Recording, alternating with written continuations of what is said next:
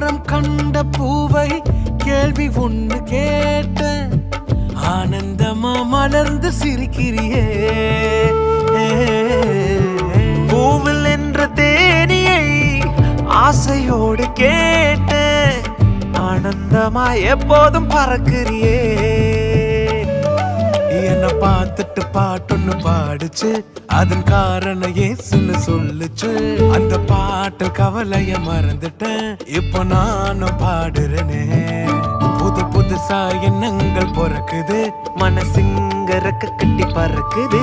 ஆனந்த தாமரை பூக்குது வர்ணிக்க முடியலையே